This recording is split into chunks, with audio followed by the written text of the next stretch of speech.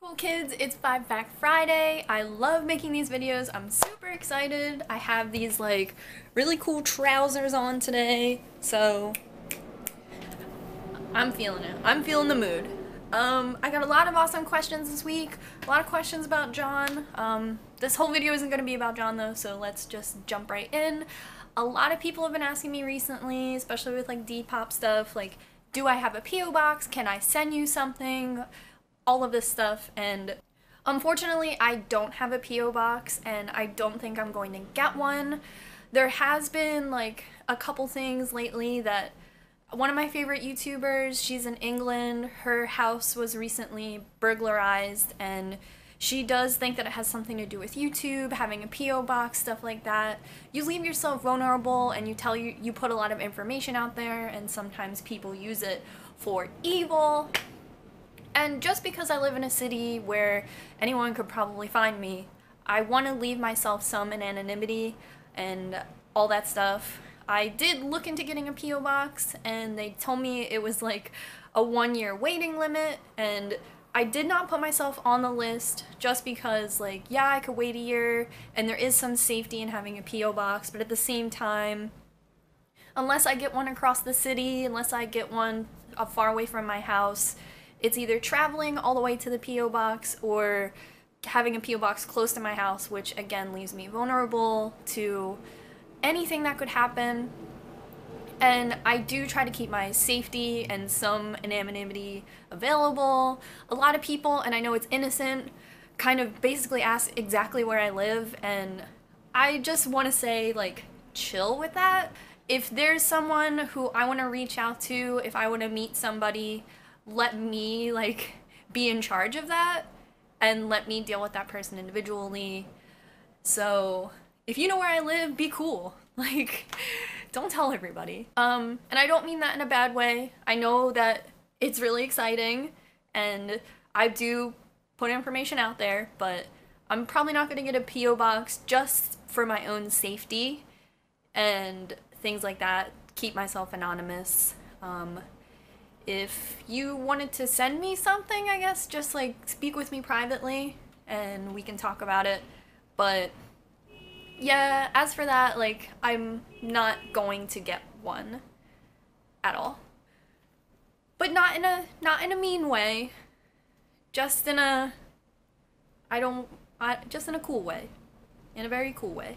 I got a question that said that someone noticed a lot of my videos about going in abandoned buildings and how I feel about that, and I would just say for a little while I was going in abandoned buildings. I think that Philadelphia and other settings like that, they have a lot of urban decay, and I think that that's interesting, and I think it can be beautiful, and I think that it's enticing, and you can learn a lot of history about a building or a time period, and that's always been one of my interests. I think that abandoned buildings are so fun and so cool, and urban exploring is really fun.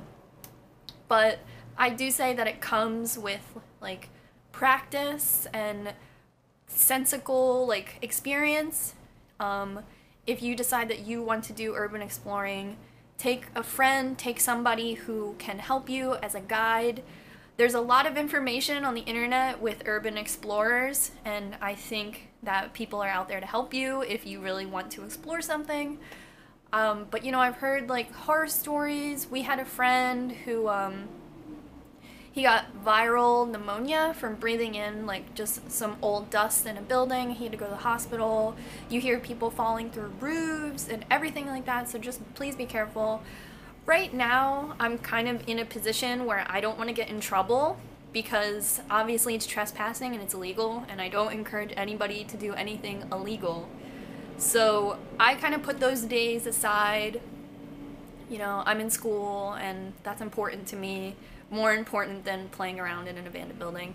So yeah, I don't really do it anymore. I was doing it for a true minute, and it was lots of fun. I always got lots of cool photos, and it's always fun to explore.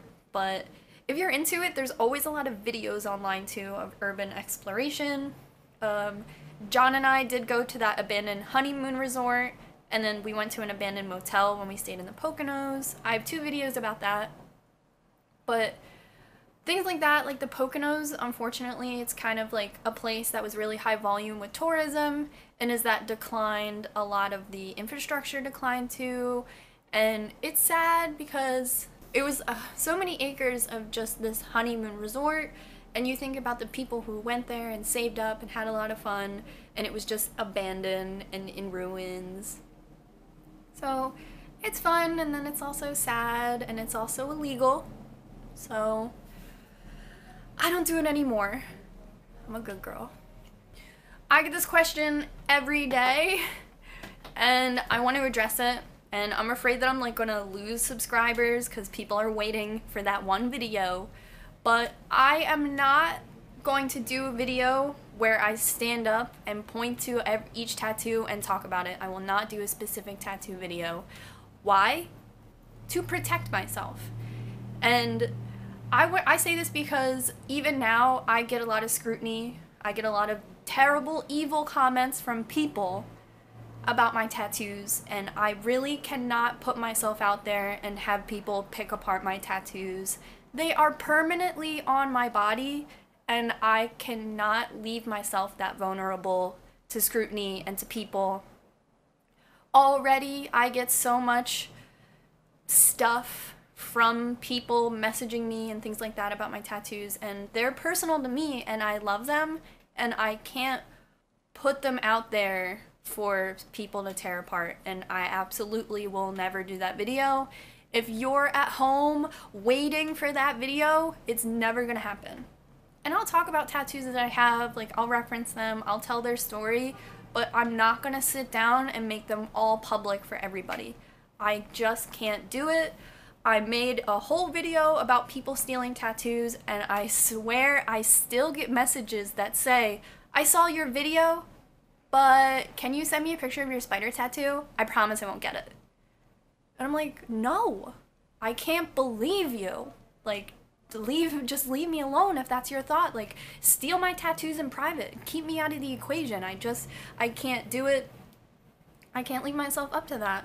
And then I'll get terrible comments that are like, I've seen that tattoo on 11,000 other people. She just copied it off somebody else. And I'm like, go home, just tell that to your friend. Just, please, I can't do it. I nurse my tattoos, they're my babies. I saw them from the beginning, from idea to actually getting them, to seeing them every day, and I can't put them on the chopping block for the public to tear apart, because I have to keep them pure, and I have to keep them mine, and they are beautiful and perfect to me, and honestly, that's all that matters to me. I don't have to put them out there for people to be like, that one's good, that one's a little better, that one sucks, that one sucks, tell her that one sucks. Oh, it's for her grandmom? Yeah, it still sucks. If we lived in a perfect society, we don't, and I tell you all the time, I wake up every morning and spend 15 minutes deleting all the comments that are nasty or problematic or racist or hate speech, like, and my channel, I feel like, isn't even a huge problem. So I read all those comments. I delete them to keep this channel a safe space for everybody. And sometimes the comments are directed towards me, and sometimes they're broad and offensive, and I just want to keep this a safe place for everybody to come to and relate to each other. And I just think that that would fuel too much of a fire for me and everybody else too. I can't do it. If you're waiting for it, it will never ever happen. So someone asked me, they're like, hey, John doesn't have any tattoos. How does he feel about your tattoos? What's his favorite tattoo of yours? And John and I actually made a video about this pretty early on. The audio isn't great, so that may be why no one's ever seen it. But John, it doesn't matter to John that I'm tattooed and he's not, like, and he doesn't have a favorite tattoo of mine. He doesn't view them that way. They're not collectibles in his life, and I'm not like a tattooed trophy of his. I just like, I have tattoos for my own personal reasons, and he's just not so inclined. Like, he just doesn't have tattoos, and it doesn't make me less attracted to him. It doesn't have anything to do with our relationship.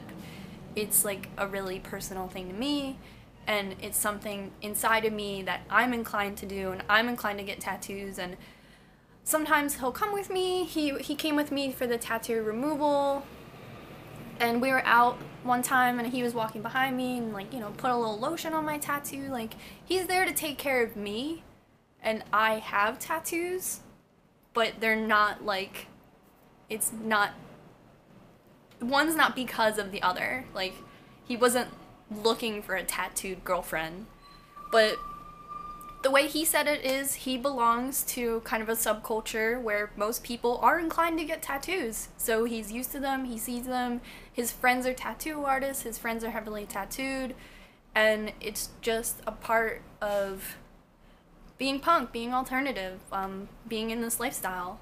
And John explains it better than I ever could. I can link everybody to that video, but I really don't think that John has a favorite tattoo of mine. We can ask him, but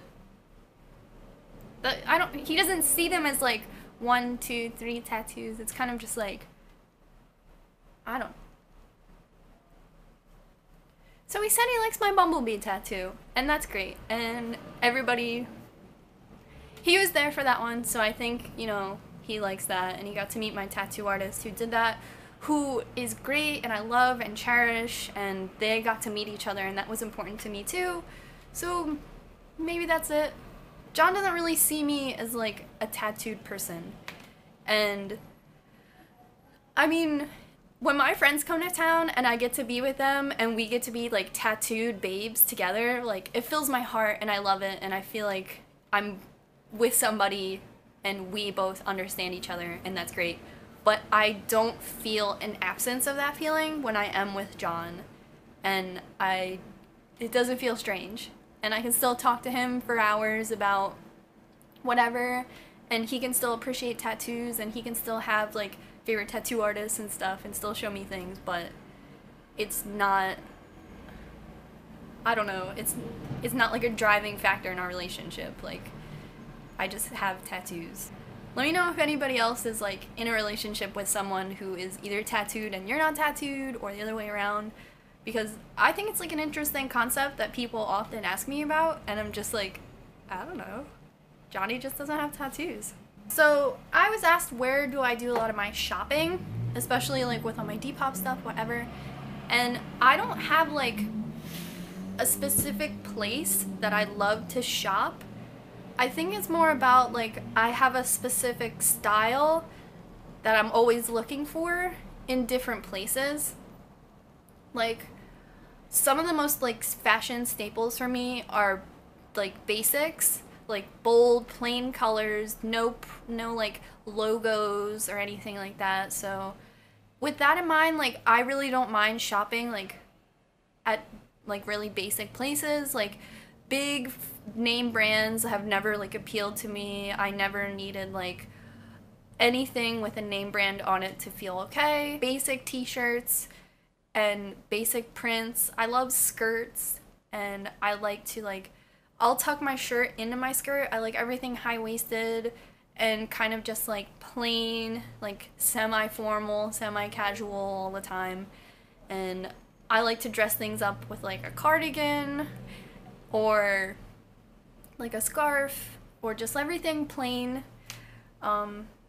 I do ride my bike, so usually my accessories usually have to be like bike acceptable.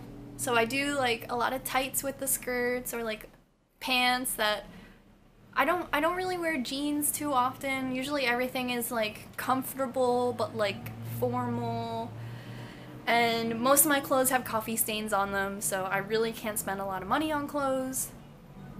So normally I kind of lean towards like H&M basics, like Old Navy. I like to catch sales, like to be kind of cheapy, anything high-waisted. And so I kind of have like a big fat butt, so anything that I can like kind of hide my butt. So I kind of don't wear jeggings, nothing like that. I can't wear tights as just pants. unless I do like a flannel like tied around my waist. I love wearing flannels. I think that they can be really dressed up if you button them all the way to the top, or they can just like go over the shoulders. I wear a lot of long sleeves. I wear a lot of long skirts. I cover my tattoos pretty often, so I like to wear a lot of like more clothes like that, like button up or long sleeve. Trousers are one of my favorites. I do like to keep a little ankle showing. And I can find clothes like that almost anywhere.